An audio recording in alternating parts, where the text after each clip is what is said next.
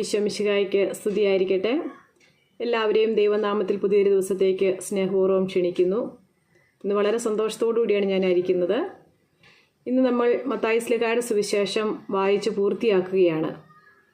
ദൈവത്തിൻ്റെ കരുണയാൽ ഇന്ന് നമ്മൾ 28-ാം ദിവസത്തിലേക്ക് പ്രവേശിക്കുന്നു. നമുക്കെന്നാൽ ഇന്നത്തെ വചനവായന ആരംഭിച്ചാലോ? വിശുദ്ധ മത്തായി ശ്ലീഹായുടെ സുവിശേഷം അധ്യായം 28. പുനരുത്ഥാനം. സാബത്തിന് ശേഷം ആഴ്ചയുടെ 1-ാം ദിവസം രാവിലെ മഗ്ദലന മറിയവും മറ്റേ മറിയവും ശവകുടീരം സന്ദർശിക്കാൻ വന്നു. അപ്പോൾ വലിയൊരു ഭൂകമ്പമുണ്ടായി. കർത്താവിൻ്റെ ദൂതൻ സ്വർഗത്തിൽ നിന്നിറങ്ങി വന്ന് കല്ലുരുട്ടി മാറ്റി അതിന്മേലിരുന്നു. അവൻ്റെ രൂപം മിന്നൽ പിണർ പോലെയായിരുന്നു, വസ്ത്രം മഞ്ഞുപോലെ വെളുത്തതും. അവനെക്കുറിച്ചുള്ള ഭയനിമിത്തം കാവൽക്കാർ വിറപൂണ്ട് മരിച്ചവരെ പോലെയായി. ദൂതൻ സ്ത്രീകളോട് പറഞ്ഞു, ഭയപ്പെടേണ്ട, ക്രൂശിക്കപ്പെട്ട യേശുവിനെയാണ് നിങ്ങൾ അന്വേഷിക്കുന്നതെന്ന് എനിക്കറിയാം. അവൻ ഇവിടെയില്ല. താൻ അരുളി ചെയ്തതുപോലെ അവൻ ഉയർപ്പിക്കപ്പെട്ടു. അവൻ കിടന്ന സ്ഥലം വന്ന് കാണുവിൻ.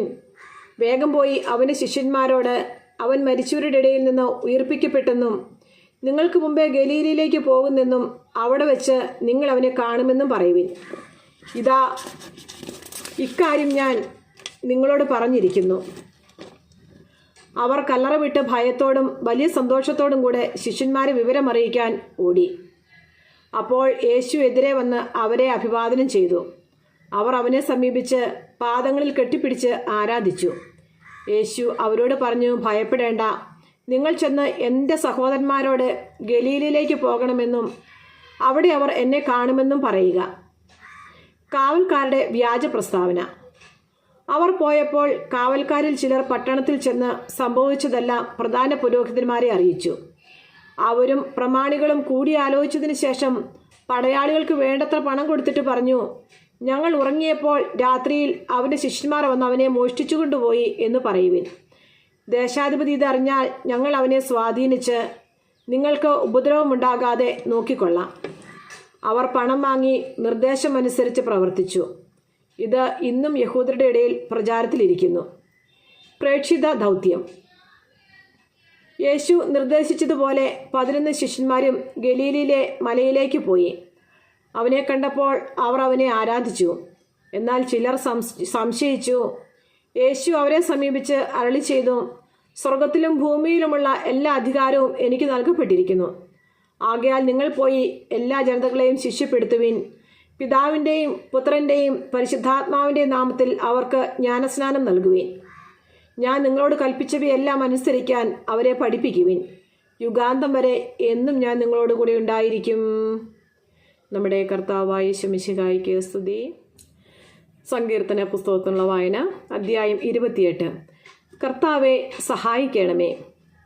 കർത്താവെ, ഞാൻ അങ്ങയെ വിളിച്ചപേക്ഷിക്കുന്നു. എൻ്റെ അപേക്ഷയായി അങ്ങ് എനിക്ക് നേരെ ചെവി അടയ്ക്കരുതേ. അങ്ങ് മൗനം പാലിച്ചാൽ ഞാൻ പാതാളത്തിൽ പതിക്കുന്നവനെ പോലെയാകും. അങ്ങയുടെ ശ്രീകോവിലേക്ക് കൈകൾ നീട്ടി ഞാൻ സഹായത്തിനായി വിളിച്ചപേക്ഷിക്കുമ്പോൾ എൻ്റെ യാചനയുടെ സ്വരം ശ്രവിക്കണമേ. ദുഷ്കർമ്മികളായി നീചരോടുകൂടി എന്നെ വലിച്ചിഴക്കരുതേ. അവർ അയൽക്കാരനോട് സൗഹൃദത്തോടെ സംസാരിക്കുന്നു, എന്നാൽ അവരുടെ ഹൃദയത്തിൽ ദുഷ്ടത കുടികൊള്ളുന്നു. അവരുടെ പ്രവർത്തികൾക്കനുസരിച്ച്, അവരുടെ അകൃത്യങ്ങൾക്കനുസരിച്ച് അവർക്ക് പ്രതിഫലം നൽകണമേ.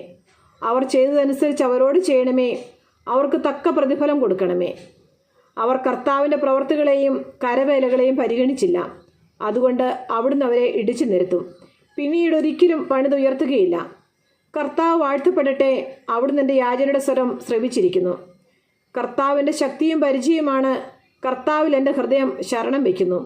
അതുകൊണ്ട് എനിക്ക് സഹായം ലഭിക്കുന്നു. എൻ്റെ ഹൃദയം ആനന്ദിക്കുന്നു. ഞാൻ കീർത്തനം ആലപിച്ച് അവിടുത്തോട് നന്ദി പറയുന്നു. കർത്താവ് സ്വന്തം ജനത്തിൻ്റെ ശക്തിയാണ്. തൻ്റെ അഭിഷിക്തന് സംരക്ഷണം നൽകുന്ന അഭയസ്ഥാനം അവിടുന്നാണ്. അവിടുത്തെ ജനത്തെ സംരക്ഷിക്കണമേ. അങ്ങയുടെ അവകാശത്തെ അനുഗ്രഹിക്കണമേ. അവരുടെ ഇടയനായിരിക്കുകയും എന്നും അവരെ സംവഹിക്കുകയും ചെയ്യണമേ. ദൈവമായ കർത്താവിന് സ്തുതി.